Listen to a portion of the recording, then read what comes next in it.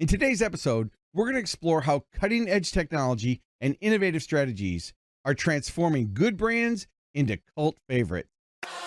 Welcome to Fordify Live with your host, Ford Saeks. So, welcome back to Fordify Live, where we bring you the brightest minds and the most innovative ideas in the business world. And today we have a special guest, Ingrid Schneider. Now, she's the driving force behind Stay in Your Lane, a company that's dedicated into turning good brands into cult brands through brain trust, fractional leadership, AI, and a lot more. So hi, Ingrid. It's great to have you on the show. We're live right now on Facebook and LinkedIn and YouTube and Twitter and a bunch of other places. So I want to kick things off. I want you to tell me a little bit about yourself and what motivated you to create Stay in Your Lane, and then how did your journey in franchising begin? They're all great questions, Ford. So I am a creative and kind of a crazy one, do a little unhinged, which is really fun. I started Stay in Your Lane when I got laid off after a job in franchising and decided that I wanted to work for myself. And I just really saw some holes in the franchising space. So I was encouraged by the president of the company, Patty Rother, to just do something. And it's not my first rodeo as far as starting a business goes. So I said, okay, I'm going to do this. It was just two of us at first, and we've grown to a team of 12.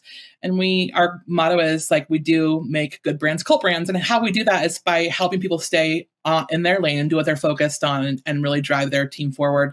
And we take up all the other things that they need help with, whether that's AI and training, or whether that's mentorship, or whether that's actually doing project-based work. That's how we started. My journey, my career journey is kind of crazy. Patty, president of the company, always says that if she didn't know me for the last 17 years, she wouldn't believe me. But I have managed a rock band that sells at Madison Square Gardens. I have run a comedy club, one of the largest ones in the nation that's here in Denver. I have owned a body shop chain, which was super random. But my whole motto in life is just to say yes.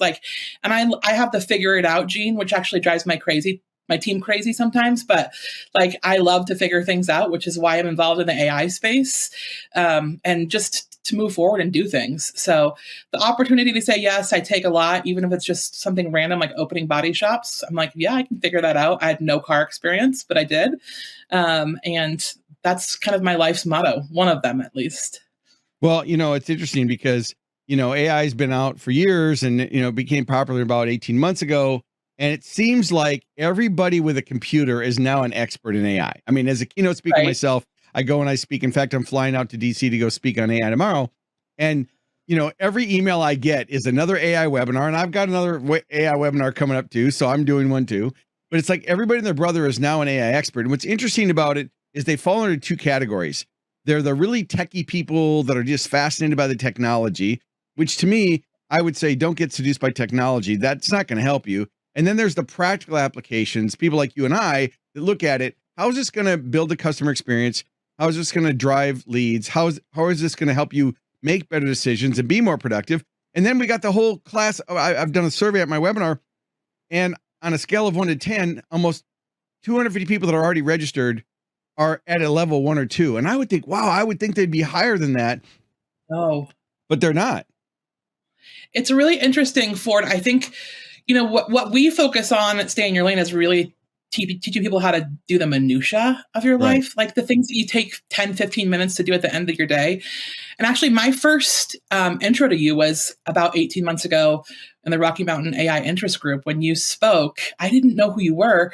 You spoke and you said something about franchising, and I was like, wait a minute, who is this guy? So that was really fun. And you're right. It is either the people that are taking it really seriously. My partner is in AI. He actually testified down at the Senate when they were just doing the new laws for, he's the real techie one in our relationship. I'm the one that's like, how do I actually take this application and use it in my real life and make it tangible for people and demystify it? I think there's so much, like you said, there's some people that are just at a 1 and a 2. They don't get in, they don't dig in, and their head's in the sand, and it's not going to go anywhere, right? We know that AI is here to stay. So we have to start adapting to these tools and learning to make them part of our lives so that we can bolster us and make us better humans. So yeah, I think it really is. It's going to be the single biggest disruptive, and certainly in my lifetime. And, I liken it to a sentient being that's 400% smarter than the smartest human. But at the same time, it's a fancy autocomplete, right? I mean, at the end of the day, it doesn't think. Totally. It's a fancy autocomplete on steroids, but it does simulate human behavior. And I think it's going to ruin relationships. I think it's going to ruin marriages. I mean, because now I was watching some stats on AI girlfriends and AI boyfriends and AI partners, and just the amount of people, especially under 25, that are gravitating, they weren't social, COVID didn't help anything. And now they can have an AI companion and assistant. And if you just fast forward this to when we get robotics and it becomes, so simple, I can see this really being changed. I mean, I remember when I first got Alexa and Siri, I mean, I would talk to it at night. I'd say, hey, good night, Siri, good night. And now I look at it and I'm like, holy crap. So I don't know. I mean, I know my show is really about business growth and acceleration, but I think that it's such an important topic because it's accelerating so quickly. I would just tell people, treat it as an intern, not as an expert. Don't sit on the sidelines too long. You need to start, like you said, look at it for the easy things that you can use it as a tool, things you're not really good at, and then you'll start to see more uses. What do you think? Yeah, I agree. Low hanging fruit. And this is a business podcast, but I think AI right now is going to change the way we do business. Like it is so fastly changing things. We just did a class that's AI for franchise development. We just went through simple tools that can actually help you get a better sale by writing a better email or by using this tool that does personality profile testing on both of you, your client and you, and just simple tools that can actually just help you get the sale.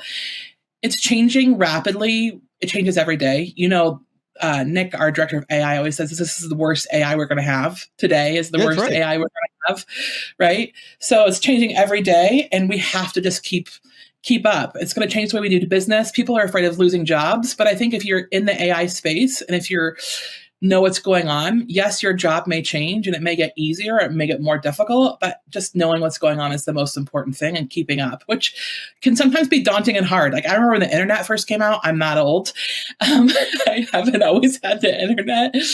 And some people were like, no, I'm still going to use my encyclopedias. Like I'm still going to do this, right? But then everyone had to adapt to the internet. So it's something that we absolutely have to adapt to. Well, it's interesting because with Omni 4, 4.0 on ChatGPT became free and everybody can use it, and 4.0 is 4 Omni, and it allowed a lot more features. I still recommend people pay for the subscription base because it's faster and get more access. But it's interesting because I was doing a keynote the other day for Anytime Fitness, and I showed up and they had the stage and everything, but I don't speak Spanish. No habla español, right? So I went over to the guy and I said English, and he said no, Portuguese.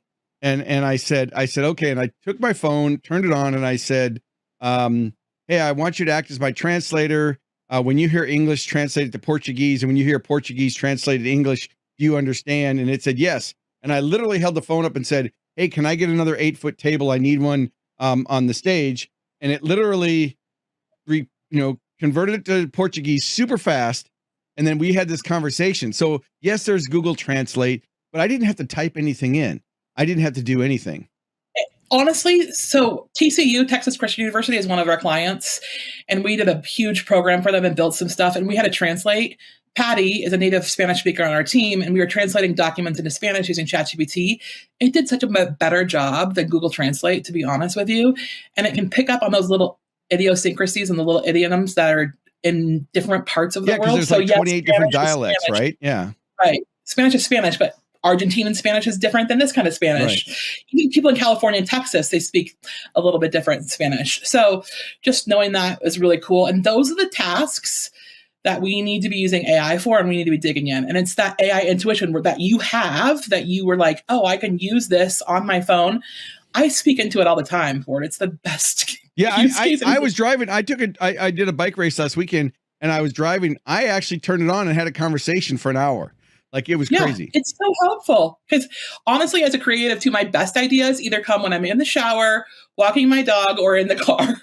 So you just turn on ChatGPT and you talk into it and you just tell it to just not give you answers, just to hold all that information for a while. And then you get back to the computer and you use it.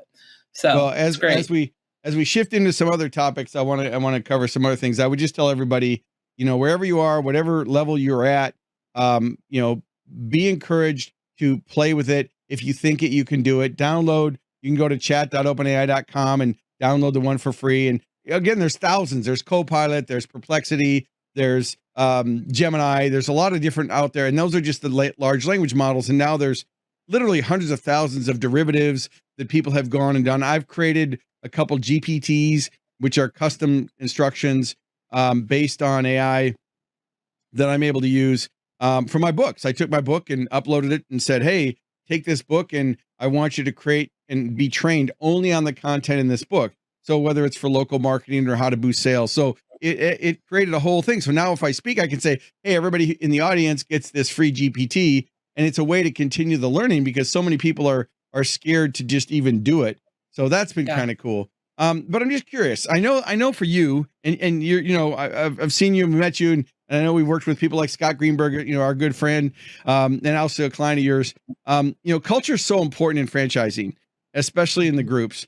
And you emphasize the importance of diversity, equity, and inclusion at Stay in Your Lane.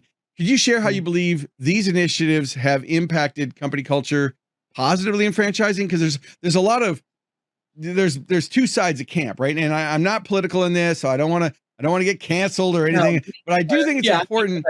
I mean, I do believe in diversity, equity, and inclusion. I don't believe in just hiring someone just because of that, but I do think that it's important to create a culture that has diverse opinions, diverse thought. But I'm curious for you, because you're definitely living it and in it. What do you feel? So a couple of things. Let me start with this. And you said cancel culture. I don't believe cancel culture is healthy. I have people in my life that I love that are at the opposite end of the spectrum for what I believe. And that's part of the human experience. And if you're doing DEI right, and if you're doing that right, you're a lover. You love people. It's not standing on a soapbox. It's really trying to understand and come to a common ground where you understand and can have empathy for one another. The word DEI, we struggle with it. Even in franchising, we talk about saying it and not saying it because it has some connotations that I don't necessarily love. Right. It's people really attach things to it, right? What started out, I think, in a really good place. It depends on what you mean by it now, right? It's almost like Make America Great Again. We're not going to get into the whole Trump thing and all that, but it's like, I want America to be great, but does that mean absolutely, but I don't want to get, anyway, keep going. But who's the answer? Yeah, right. It's subjective, right? So the cancel culture thing, I think, is really important to talk about, like, first and foremost, that we don't believe in cancel culture, that we believe in empathy, we believe in education, and we do it for better businesses. There's a ton of studies and stats. We have some on our website about different things that bolster because you're teaching diversity and because you're teaching diversity, equity, and inclusion, it actually raises your bottom line through the company. And it just creates a better workforce. That we know that 50% of people who are LGBTQIA don't come out to their employers ever. And can you imagine living in a way where you have to protect your family and can't talk about your partner and what's going on at home because you don't feel comfortable doing that?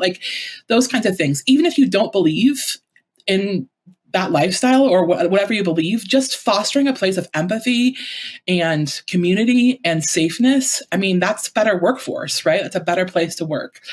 And culture is so important to me. And we talk about it, Stay in Your Lane too. I actually have a lot of Gen Z employees, which is really interesting. I'm obsessed with them for it. They just get crap done, which is unbelievably and amazing. They work a lot on Scott's projects, which is hysterical. And they are so unique in the fact that they don't even talk about this stuff anymore. It's just common knowledge to them. And it's just what they do. And it's just who they are, right? They also don't like people that don't wear socks, which I just learned too. So they don't like sandals with no socks. I'm a Birkenstock wearer. And I was just a little bit taken aback. I got to make sure I get that right. So you should wear socks or you shouldn't wear socks? Which one is it? You should wear socks. You never tell your according to Gen Z. And we learn all these little tidbits, and I text my team, we have a group chat, and I'm like, is this true about Gen Z? And they're like, yes. I'm like, this is so nuts. But I love them. They're a unique group.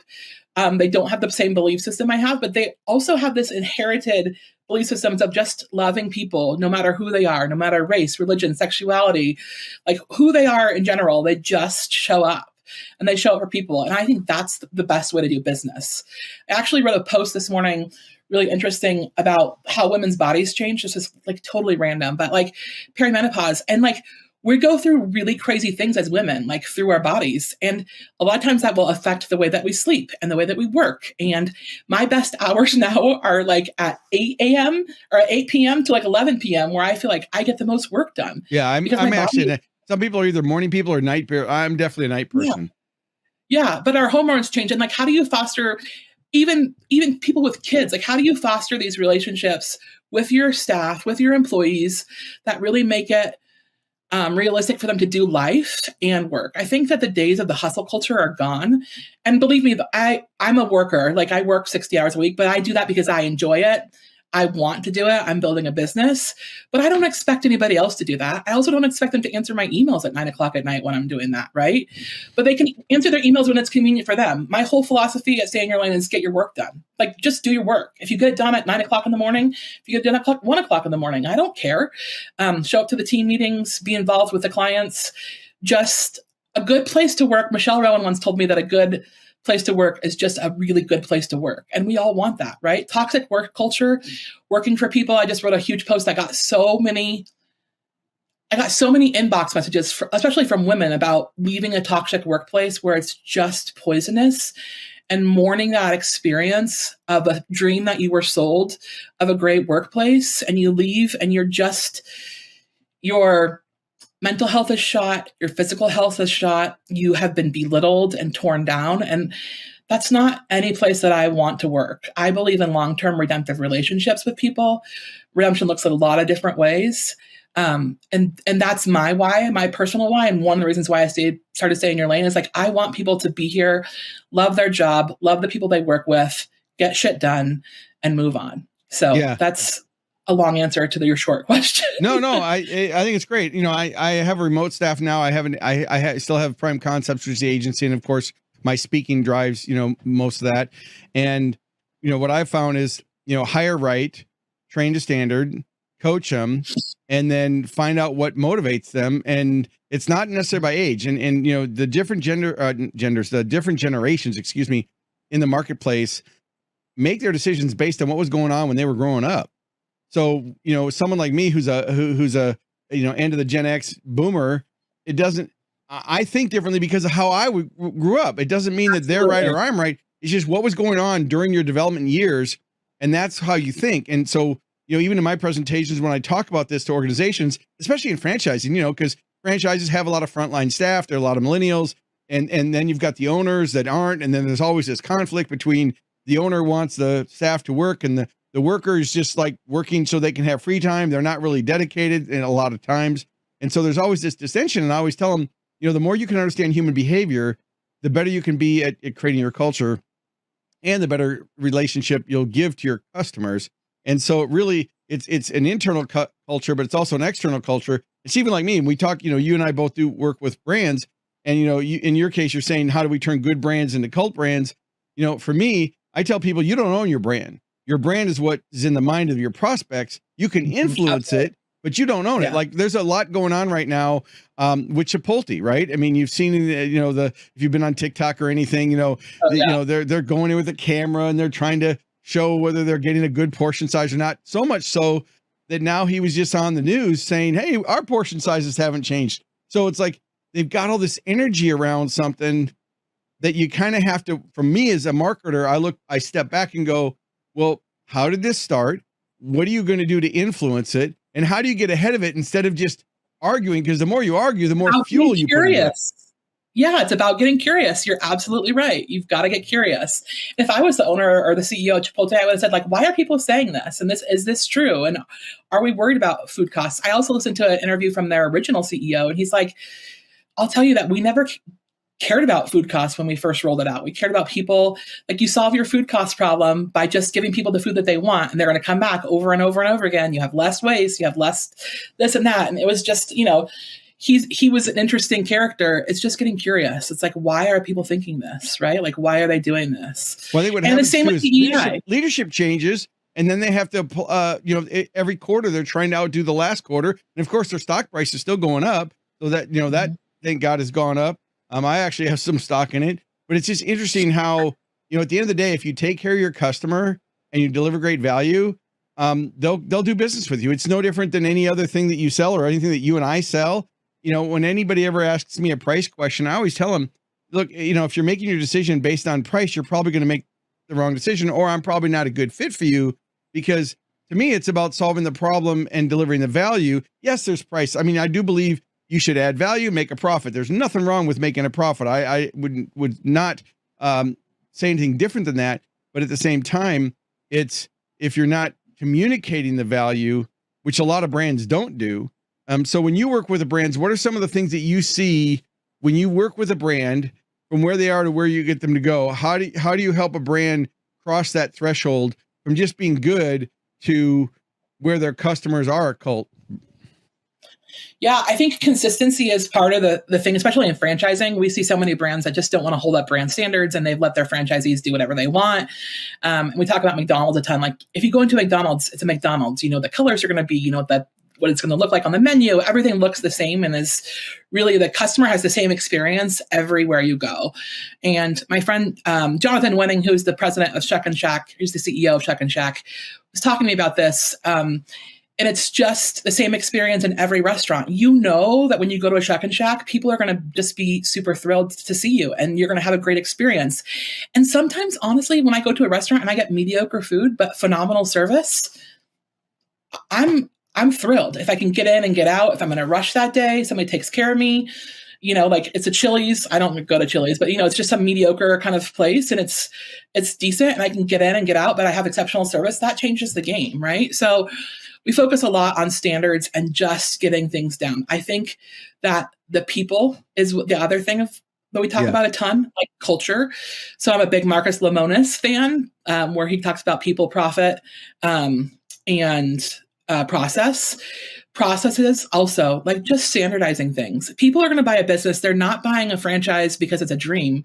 They're buying the processes. Like, what are your processes that make you successful? And if it's a rinse and repeat thing, and you're doing the same thing over and over again, customers know what to expect, right?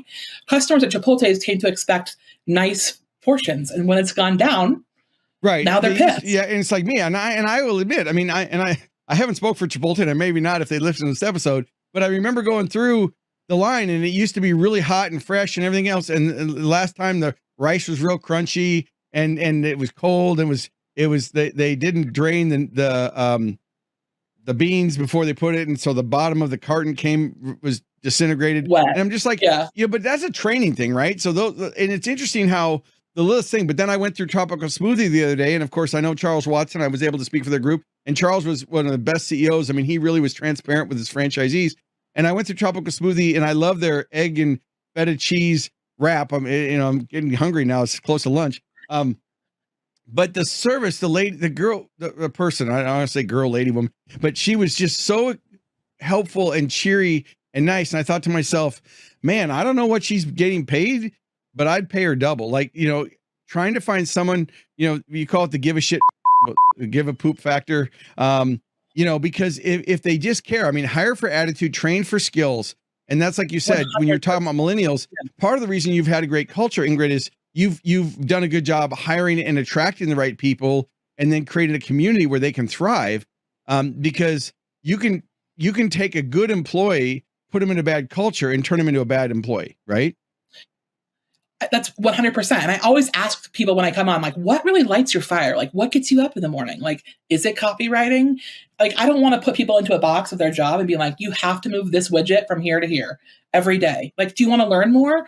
Are you really interested in marketing? Okay, let's put you with our marketing person and you're going to learn more about marketing. Like, how do I train them and build them up because it gets them excited and they want to get out of bed every day and do their job?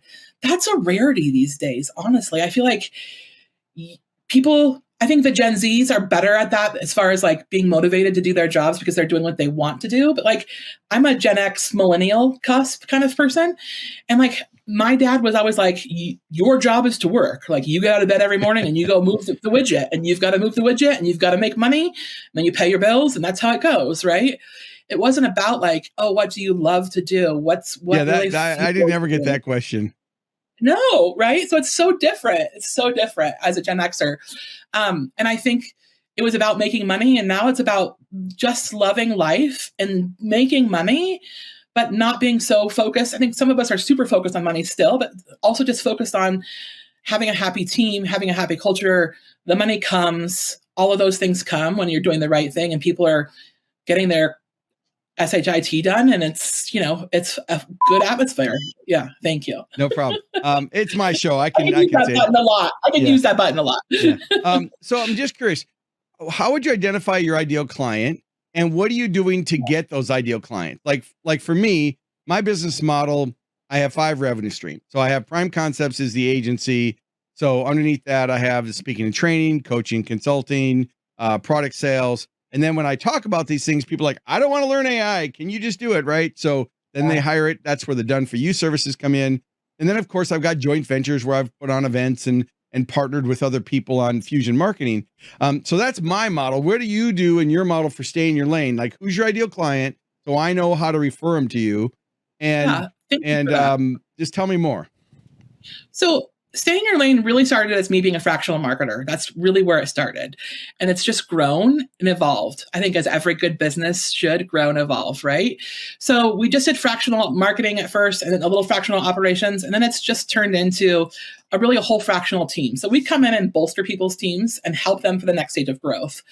A lot of emerging brands, and our sweet spot's probably like a brand that has 50 to 150 units, which is what we found out. It's like 80% of the franchising market.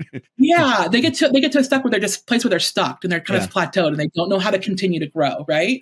So we have fractional franchise development. Patty Rother leads that up. She's got a phenomenal team, and we just do that part-time. She's sold Noodles and Company and Set Hound and Blink Fitness, and she's just a big player and understands it. She also is does things very differently. And I think that's part of staying in your lane, is that we kind of shake things up. People actually like to hire us because we don't think the way that everyone else thinks. Right. I get that all the time. You know, people are like, they're looking for that traditional model. I'm like, sorry, I probably am I'll either offend half of you and the rest of you are going to love me. Yeah, I actually told my team today, I said, hey, I'm going to be on the show today. Make sure I don't just say a little prayer that I don't say anything too unhinged. And they all laughed at me. But we just try to push the limits of things a little bit different and try to think outside the box, which is, if you want a traditional thing, it's not us. It's not you. It's not us.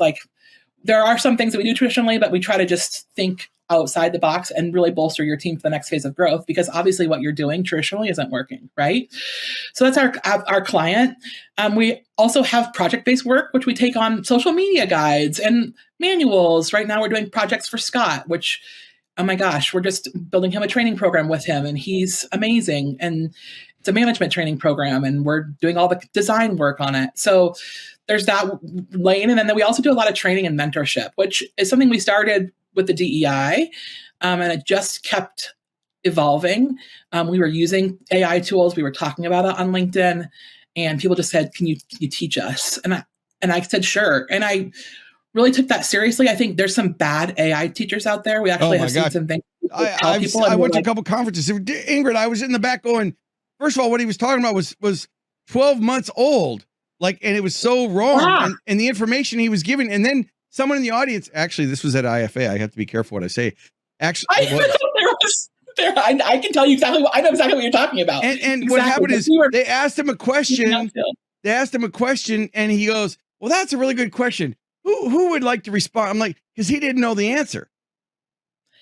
Well, and things like people saying oh, ChatGPT is a sandbox. You can put anything that you want into it. And I'm like, we don't know where that information goes, actually. Yeah, maybe it's safe. Maybe it's not. Maybe you're training the model.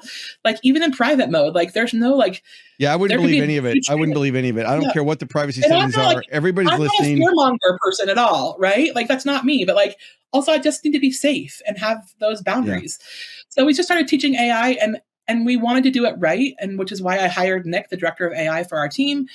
And, I see so many people making mistakes, and we have the opportunity in franchising to raise the bar with AI. Franchising is always a little bit, and I say this in the nicest manner, but a little bit behind a lot of tech and technology and times, So I think that we have the opportunity to really raise the bar, which is really cool, and get on this faster. And that's why we've been training teams, it's phenomenal and it's fun.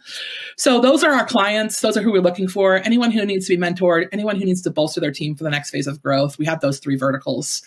How we find our clients now is honestly LinkedIn, Ford. And it gets so cringy sometimes. I know you probably feel this too, but I'm a personal person, so I talk about my personal stories and we talk about what we're doing.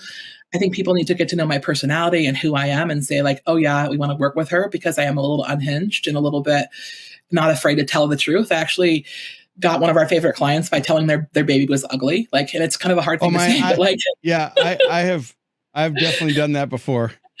You're like, hey, yeah, you need our help because your baby's really ugly and we're going to fix it. But it worked, right? And I think most people would just not go in that way, but they would try to just convert a sale. And that's not what I'm here for. Like, right. I've also fired clients because they're not a cultural fit with us. You know, like if they're mean to my team, if they do anything, they're not coachable. I've had clients where they have plenty of money. It's not about the money. I almost hate to turn down the cash flow, but it's like, you know what? They're not, and I'm always going to be the problem, no matter what they pay. You hired us to be an expert. You want us to fix your problems, but then you don't want to fix them. Like, that happens all the time. It's so true. So true. So, yeah, that's how we find people a ton, is LinkedIn, and also just reputation and talking to people and opportunities like this. So thanks for this. I really appreciate it. And just building relationships. I'm a huge relationship builder. On Fridays, I usually do a post about people that have been laid off. And if people have gotten laid off, like, hey, write me a message. Like, I'll give you 30 minutes of my time. Like, I'll give you advice. I'll encourage the shit out of you. Like, whatever you need during that time. I think coming to people in their moments of need, they will never forget who you are, right? And even if it's just me saying like, hey, I've been there, you're going to get through it. Like, it's okay. Building relationships in the space is huge, and being a networker, but also being really transparent, really honest, really like real about it. I think there's so much networking in the franchise space that actually is like really machismo and kind of not what I'm looking for, but just really like giving a shit about people and humans. Like, it's, I say all the time that we're all humans living a human experience, right? Like, if I can get to somebody for 30 minutes and encourage them about finding a job, that's huge. And those people remember me forever. No, I would agree 100%. Well, I really appreciate you joining. This has been Fordify Live. We're live on Facebook, LinkedIn, YouTube. It also becomes, the audio becomes the Business Growth Show podcast. So Ingrid, I love having you on. If there's anything I can ever do for you, let me know. I have a couple clients I might be able to send your way because they're better fit for what you do. And any closing thoughts you have or takeaways for our audience? No, I really appreciate your time. My closing thoughts are just be a good human and try to just give people love and empathy and grace, and remember that we're all different. So that's my closing thoughts. Well said. Thank you for tuning in to Fordify Live. Make sure to like, comment, and share this episode on your favorite social media platform. And don't forget to subscribe to the Business Growth Show podcast, available wherever you get your podcast streaming fix. We air weekly at 11 a.m. Central Time. So until next week, keep pushing the boundaries and never stop growing.